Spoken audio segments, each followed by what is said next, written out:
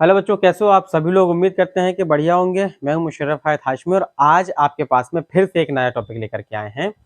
हम बात कर रहे हैं क्लास 9th वालों की। आपको लगातार जो पिछले वीडियो दे रहे हैं उससे आप लोगों को पता चल गया होगा। और अभी जो इस वीडियो में हम लोग कवर करने वाले हैं वो कवर करने वाले हैं NCERT math class 9th and chapter number 2 जो आपके पास में पॉलिनोमियल्स चैप्टर है उसकी हम बात कर रहे हैं। और यहाँ पर हम देख पा रहे हैं एक्सरसाइज 2.3 एंड प्लस इंट्रोडक्शन। मतलब ये है कि एक्सरसाइज 2.3 को कवर करने के लिए हमें उसका इंट्रोडक्शन समझना होगा, उसके बेसिक कॉन्सेप्ट समझना होंगे। और नाउ देन फिर उसके बाद में हम लोग क्या करेंगे, उसके बाद में हम लोग एक्सरसाइज 2.3 कंप्लीट करेंगे। तो आप लोगों को ये बता दें कि यहाँ पर देखो बेटा, यहाँ पर question number 1 and question number 2 and question number 3। तो एक्सरसाइज 2.3 में 3 क्वेश्चन है। पहले क्वेश्चन में भी कई पार्ट हैं, ठीक है। तो हम लोग इसमें मेनली क्या पढ़ने वाले हैं, इससे पढ़ने से पहले अगर आप लोग ये ध्यान रखें कि चैनल पर पहली बार है तो चैनल को सब्सक्राइब कर लीजिएगा। फिर हम लोग स्टार्ट करते हैं। तो सबसे पहले हमें समझना होगा कि शेषफल प्रमेय यानी रिमाइंडर थ्योरम क्या होती है, ठीक। तो चलो हम बेसिक से समझते हैं बहुत आसान सी भाषा में कि रिमाइंडर थ्योरम क्या होती है। लेकिन आपको एक बात का ध्यान रखना है कि अगर आपको ये एक्सरसाइज पूरी कंप्लीट चाहिए है 2.3 के हर एक सवाल आपको अगर कंप्लीटली चाहिए है तो आपको लास्ट तक बने रहना होगा। और अगर लास्ट तक बने रहेंगे तो ही आपको सारी चीजें एकदम क्लियर समझ में आएंगी। ये बात क्लियर है। तो चलिए स्टार्ट करते हैं रिमाइंडर थ्योरम। अच्छा एक बात बताओ, मान लीजिए कि आपके पास में एक संख्या है 12, मान लीजिए, और एक संख्या है आपके पास में 5। एक 5 है और एक 12 है। अच्छा भाई, अगर हम 12 में 5 से डिवाइड करेंगे तो 2 बार जाएगा और यहाँ पर 10 आ जाएगा और बचेगा 2, ठीक है। मतलब ये हुआ कि 5 से हमने जब 12 में भाग दिया तो 2 हमारा 2 बार भागफल है और 2 भागफल है और 2 हमारा शेषफल है। तो क्या हम 12 को ऐसा नहीं लिख सकते कि हम 5 गुणा 2 धन 2 कर दें? ऐसा तो हम कर सकते हैं ना। ऐसा करने से हमें क्या मिला, अगर मान लीजिए कि यहाँ पर 13 होता तो हम 5 से 13 को डिवाइड करते और डिवाइड करने के बाद यहाँ 2 आता, यहाँ 10 आता और यहाँ 3 बचता। तो क्या हम 13 को 5 गुणा 2 प्लस 3 लिख सकते हैं ना? बताइए आप। 5 दूनी 10 प्लस 3 बराबर आ जाएगा 13। तो 13 को हम इस टुकड़ों में तोड़ सकते हैं। इसके बाद 12 बराबर 5 दूनी 10 प्लस 2 बराबर 12 आ जाएगा। 12 को हम इतने टुकड़ों में तोड़ सकते हैं। इसका मतलब ये हुआ कि हमें केवल 2 चीजें पता थी।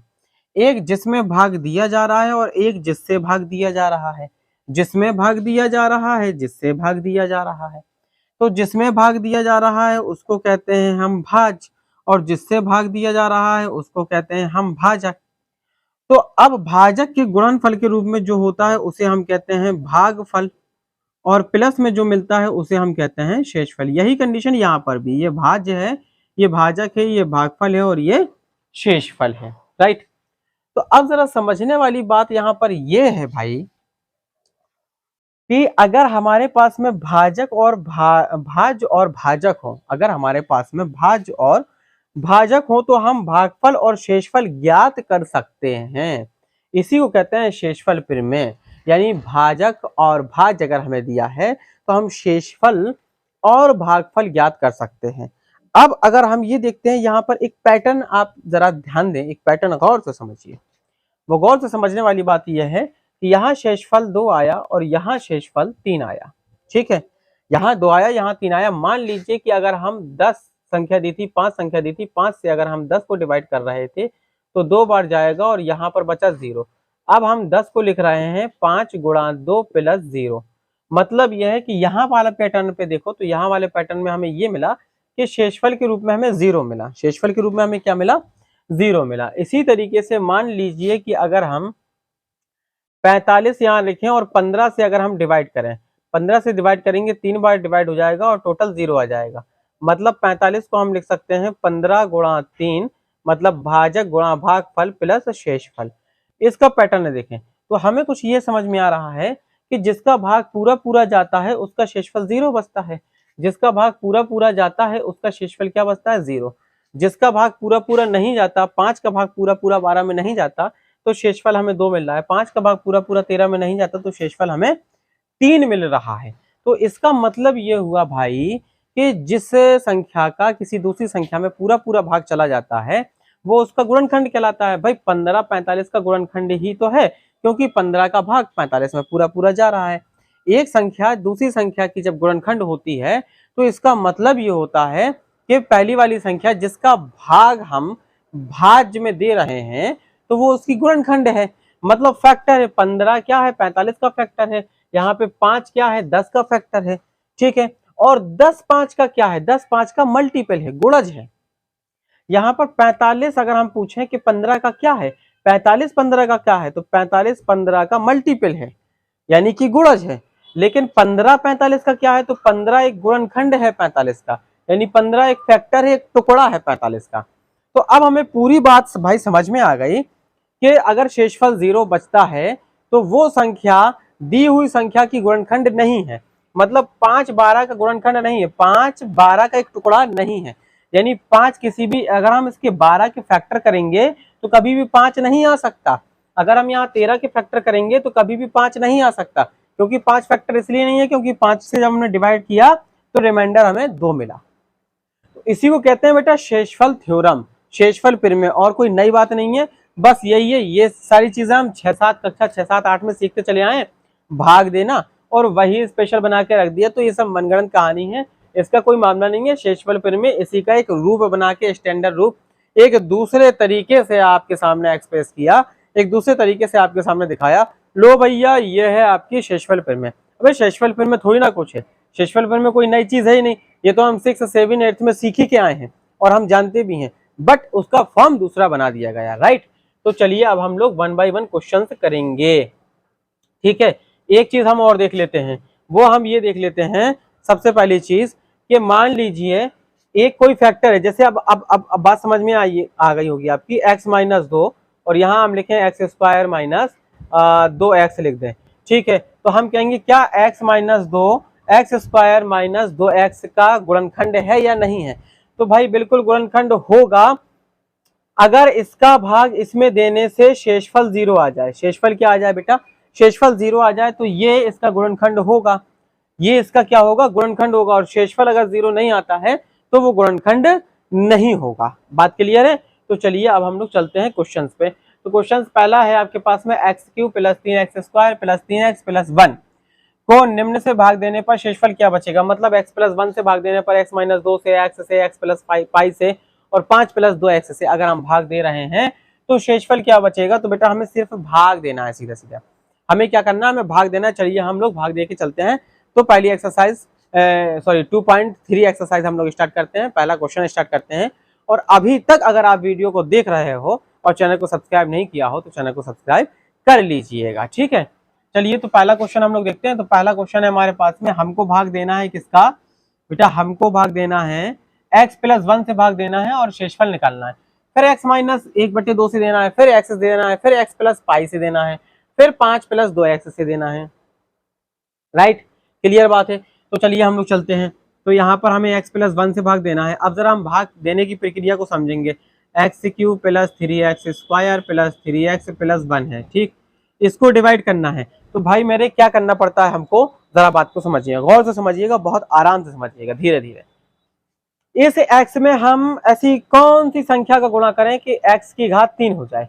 देखो बेटा x का गुणा अगर हम x स्क्वायर से करेंगे तो कितना आएगा, x³ आ जाएगा। तो हमको चाहिए ये वाला पद, पहले पद से हमें मतलब होगा। और पहले पद से कैसे मतलब होगा कि यहाँ पर मल्टीप्लाई करने से x³ आ जाए। तो क्या हम x स्क्वायर से भाग देते, मतलब x स्क्वायर का x से मल्टीप्लाई कराएंगे तो x³ आ जाएगा, x स्क्वायर का x से मल्टीप्लाई कराएंगे तो x³ आ जाएगा। एक बात समझो बेटा, भाज्य बराबर होता है भाजक गुणा भागफल प्लस शेषफल।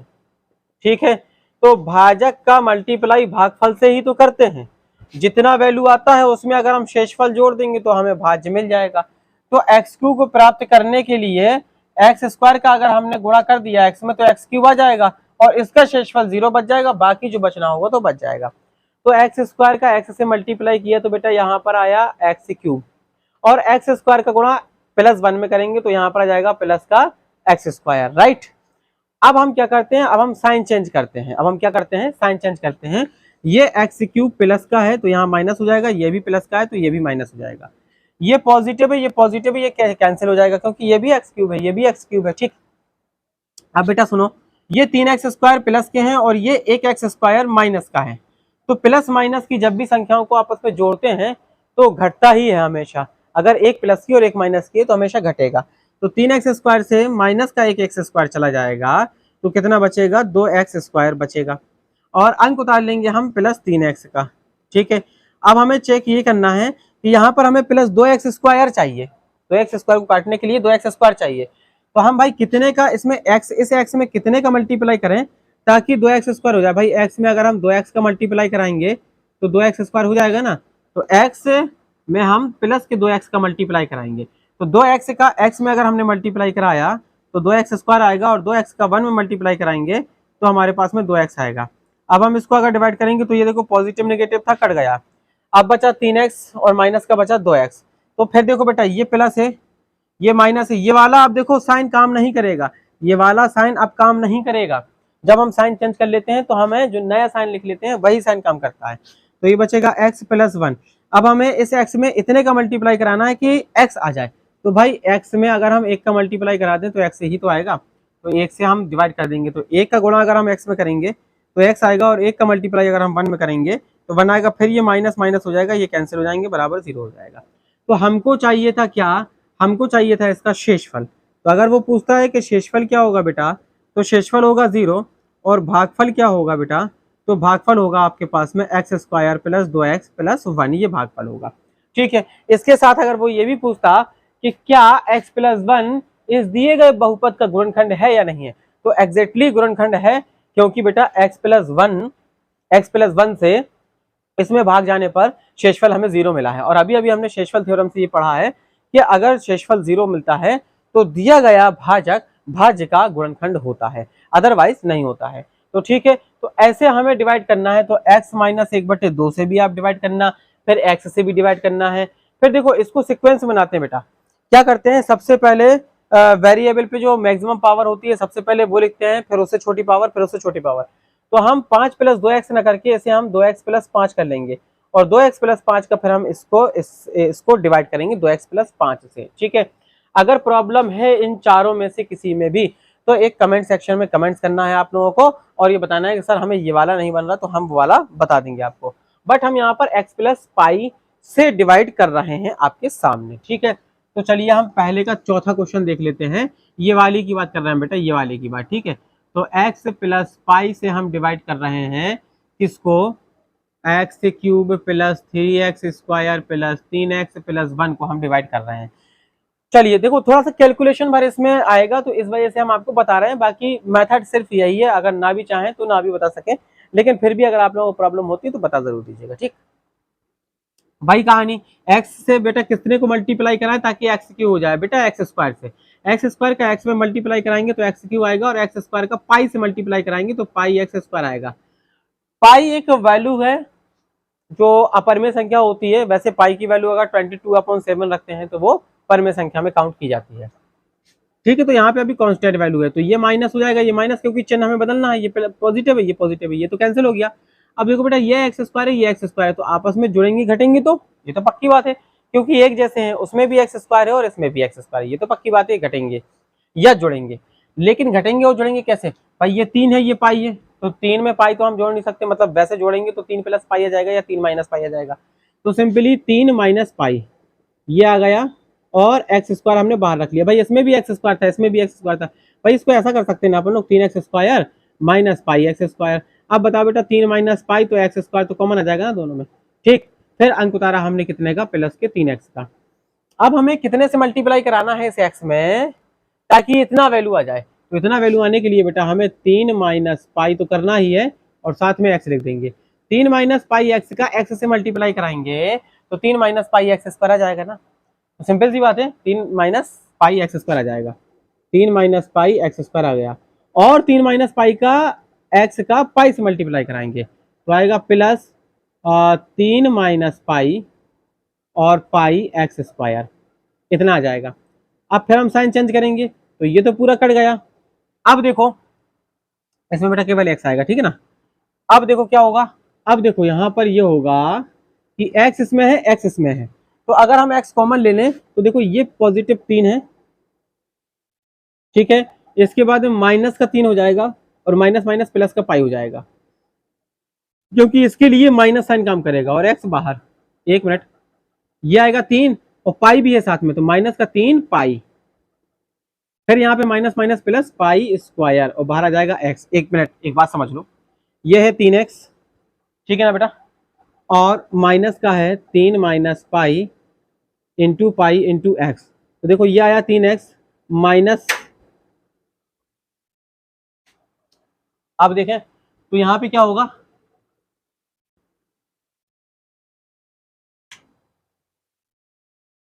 तो यहाँ पे क्या होगा, देखो 3x है, यहाँ पर आ जाएगा पाई का, अगर हम मल्टीप्लाई करा देंगे तो ये आ जाएगा 3 pi minus pi square into x, फिर यहाँ पर आएगा 3x minus 3 pi minus minus plus pi square into x. तो यहाँ पर देखो आप x सब में कॉमन है, ये 3 पाई है, ये x इसमें कॉमन है, x इसमें कॉमन है और x इसमें कॉमन है, ये आ जाएगा ना 3 पाई x आ जाएगा, तो सब में x कॉमन है, तो x अगर निकालेंगे तो 3 minus 3 pi plus pi square, तो ये आ गया आपके पास में, ठीक है।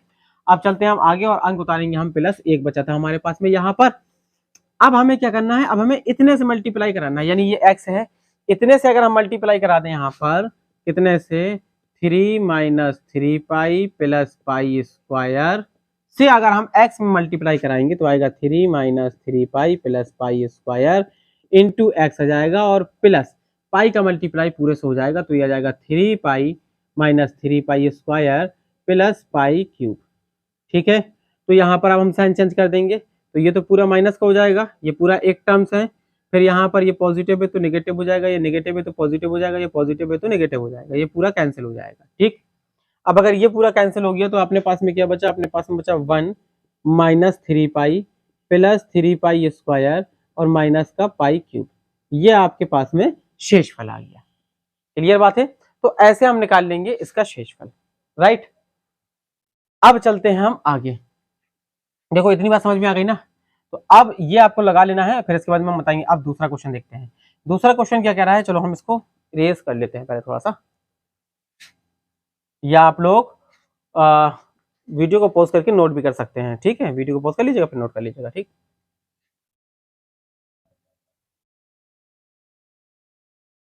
चलो भाई देखो, अब दूसरा क्या है, दूसरा ये कह रहा है कि x q minus a x square plus 6x minus a को x माइनस ए से भाग देने पर शेषफल क्या बचेगा। सिंपल सी बात है यार, ये तो लगा ही लोगे, x माइनस ए से डिवाइड कर दो, जैसे अभी हमने x प्लस पाई से डिवाइड करा, पाई की जगह पे a चलता जाएगा और यहाँ पे माइनस साइन चलता जाएगा, इसको इससे डिवाइड कर लो, इसी तरीके से कॉमन लेके कुछ अपना देखते चले जाना।